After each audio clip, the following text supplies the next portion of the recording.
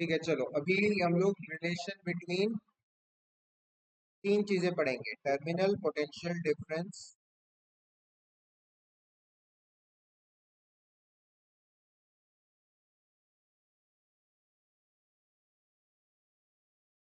EMF, EMF मतलब electromotive force, and internal resistance.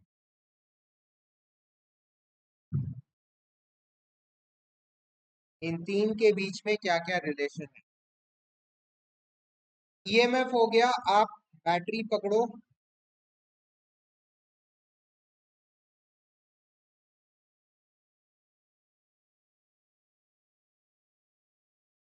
और इन दोनों जो टर्मिनल्स हैं इनके बीच में वोल्टेज देखिए। ये हो गया ईएमएफ, खाली बैटरी। ठीक है, ये हो गया ईएमएफ। अच्छा, अब आप इसी बैटरी को कनेक्ट कर दो एक सर्किट में।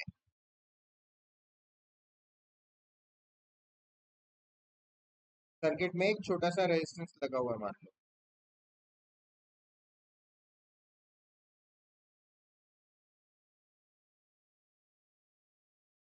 अब आप यहां से लेके यहां तक का पोटेंशियल डिफरेंस देख लो। इसको बोलते हैं टर्मिनल पोटेंशियल डिफरेंस।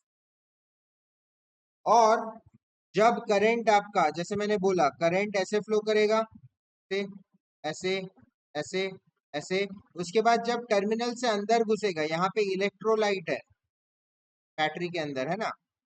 जब इलेक्ट्रोलाइट के अंदर में से ये करंट फ्लो करेगा तो उसे कुछ रेजिस्टेंस मिलेगा, उसको बोलते हैं इंटरनल रेजिस्टेंस।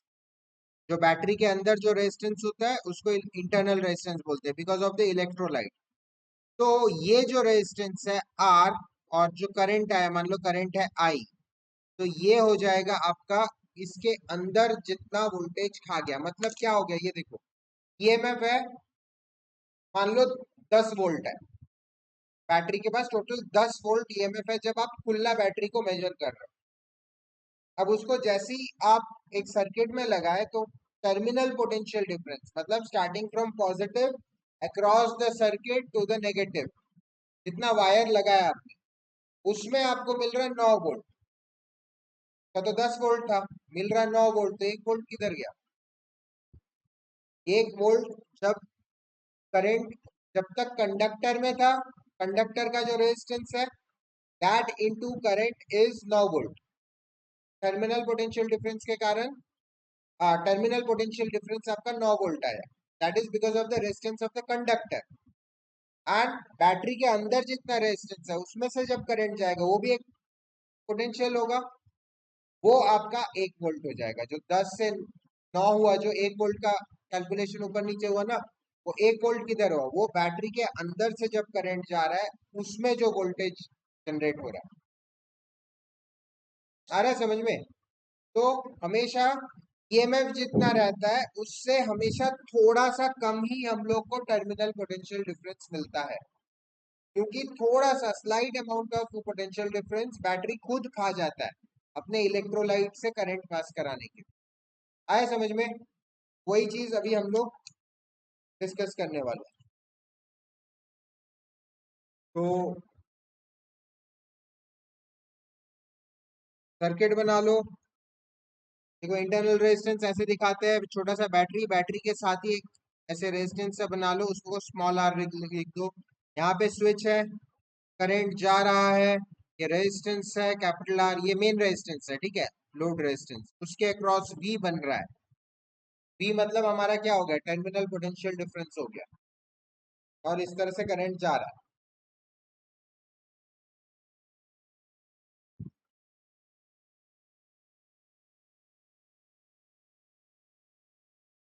तो बना लो। तो अब ध्यान से देखो इसको, मेन रेजिस्टेंस और इंटरनल रेजिस्टेंस दोनों सीरीज में है। जितना करंट आपके मेन रेजिस्टेंस से जा रहा है उतना ही करंट आपके ये छोटा इंटरनल रेजिस्टेंस से भी जाएगा। बस डिफरेंस ये है कि इंटरनल रेजिस्टेंस बैटरी के अंदर है। ठीक है, तो मैं करंट क्या लिख सकता हूं यहाँ पे? मैं लिख सकता हूं current is equal to, using Ohm's law, using Ohm's law, current is equal to potential by resistance. Potential क्या है? ईएमएफ, है ना? एंड रेजिस्टेंस क्या है? ये जो मेन रेजिस्टेंस है और इंटरनल रेजिस्टेंस है, दोनों सीरीज में है, तो आर प्लस आर, यही है। Current is equal to EMF by R plus R, ये इक्वेशन 1। ऑल्सो मैं करंट एक और किस तरीके से निकाल सकता हूँ? Potential difference, terminal potential difference जो है V, P by capital R करूंगा तो भी मेरा करंट आ जाएगा, पी बाई कैपिटल आर। ये तो पढ़ते ही आ रहे हैं ओम्स लॉ में, है ना? अभी तक हम लोग यही पढ़ते थे, 10th तक हम लोग यही पढ़ते थे, I is equal to V by R, क्योंकि हम लोग बैटरी का रेजिस्टेंस, बैटरी का ईएमएफ की बात ही नहीं करते थे। वहां पे हम लोग सिर्फ टर्मिनल पोटेंशियल डिफरेंस का ही बात करते थे, ठीक है? तो I is equal to V R, ये हो गया equation 2। Equating 1 and 2, equating 1 and 2 क्या हो जाएगा? मैं लिख सकता हूँ P by R plus R is equal to by R, लिख सकता हूँ। दोनों करंट का ही वैल्यू है। तो अगर मैं इसको थोड़ा रीअरेंज करूँ, मेरे को इंटरनल रेजिस्टेंस का फॉर्मूला चाहिए, तो मैं अगर रीअरेंज करूँ क्या हो जाएगा? और ये एप्सिलॉन जैसे दिख रहा है, बट बेसिकली ये मैप है, ठीक है? अच्छा, इसको ना आप चाहो तो ऐसे भी लिख सकते हो, अगर एप्सिलॉन के साथ कंफ्यूज हो रहे हो तो इसको आप ऐसे लिख लो, एप्सिलॉन के साथ कंफ्यूज नहीं हो,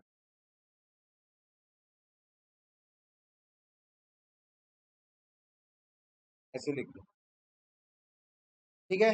ई बाई आर प्लस आर, अब क्रॉस मल्टीप्लाई कर दो, और यहाँ पे भी क्रॉस मल्टीप्लाई कर दो, आर नहीं, वी को नीचे लेके आ जाओ, क्योंकि हम लोग को आर प्लस आर को ऊपर ले आओ और वी को ऐसे ले आओ। लिख सकते हैं ऐसे, ये नीचे चला गया, ये ऊपर चला गया और ये ऊपर चला गया, ठीक है?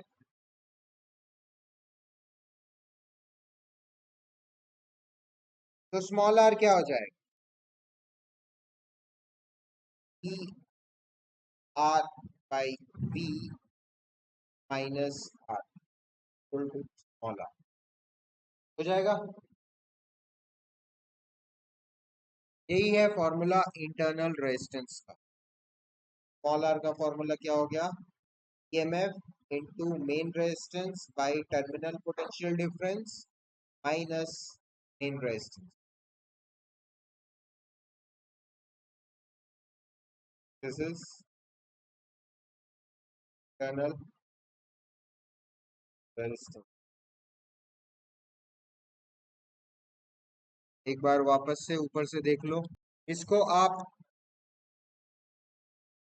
अगर आर, कैपिटल आर को कॉमन निकाल लो तो ऐसे भी लिख सकते हो, ई बाई माइनस 1, ऐसे भी लिख सकते हो, सेम ही चीज है, आर को कॉमन निकाल लिया मैंने। अच्छा, अगर कोई टर्मिनल पोटेंशियल डिफरेंस निकाले, आपको टर्मिनल पोटेंशियल डिफरेंस निकालने बोले, तो क्या करोगे? इसी फॉर्मूला को थोड़ा और आगे डिराइव कर सकते हो। आप क्या करो, इसको एलसीएम ले लो, तो आर इक्वल टू, एलसीएम लोगे वी, वी को वी से किए 1,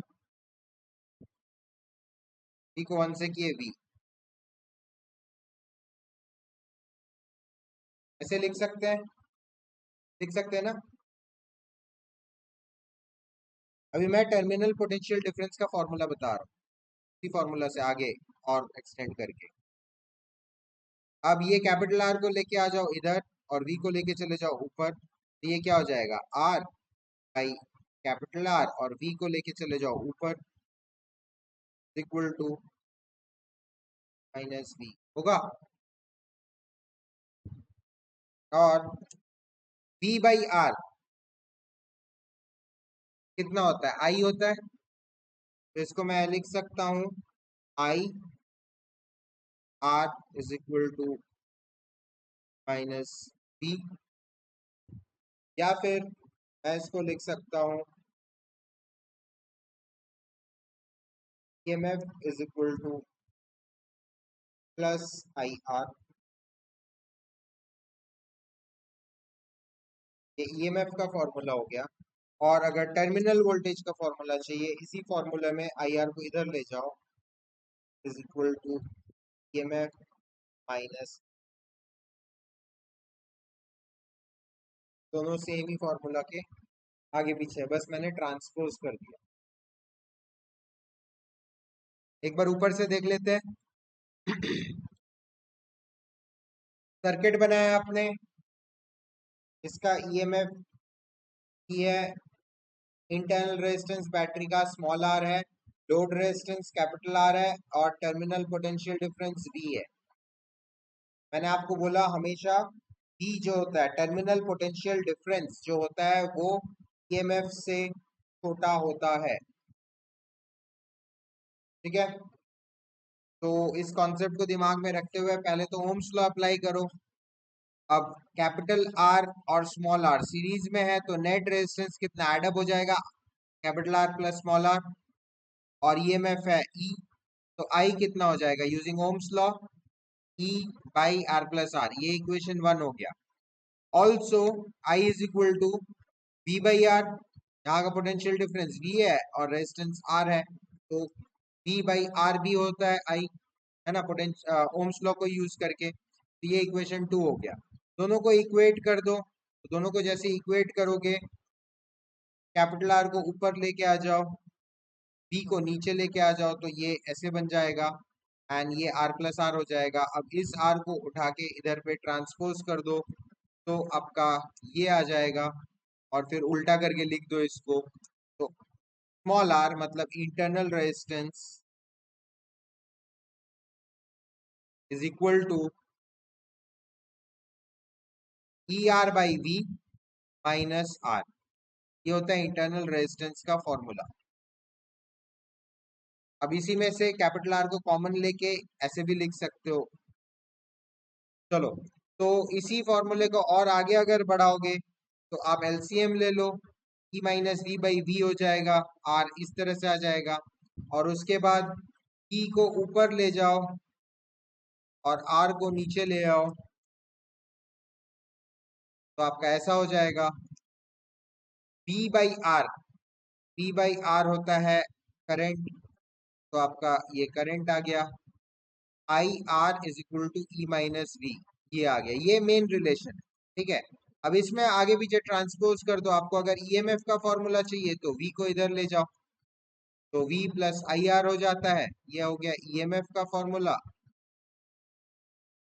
और अगर आपको टर्मिनल पोटेंशियल डिफरेंस चाहिए, तो आई आर को इधर लेके आ जाओ, तो आई आर को इधर लाओगे तो ई माइनस आई आर, ये हो गया आपका टर्मिनल पोटेंशियल डिफरेंस का फॉर्मूला। टर्मिनल पोटेंशियल डिफरेंस हमेशा ईएमएफ से छोटा होता है, क्योंकि देखो ये वाला पार्ट सबट्रैक्ट हो जा रहा है ना, तो टर्मिनल पोटेंशियल डिफरेंस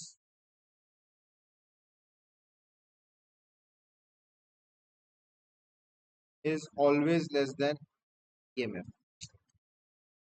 ठीक है। अच्छा, एक और चीज है, जैसे ही आपने स्विच ऑफ किया, सर्किट को जैसे ही डिसकंटिन्यूटी में लाया, इमिडिएटली आपका आई जीरो हो गया, है ना, करंट जीरो हो गया जैसे ही स्विच ऑफ किया आपने। एज सून एज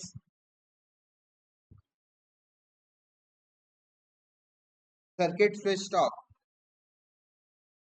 सर्किट को सीकेटी लिख रहा हूं मैं, ठीक है, सर्किट स्विच ऑफ, क्या हो जाएगा, I becomes zero, and immediately terminal potential difference becomes equal to EMF, जैसे ही आप स्विच ऑफ करते हो दोनों इक्वल हो जाते हैं।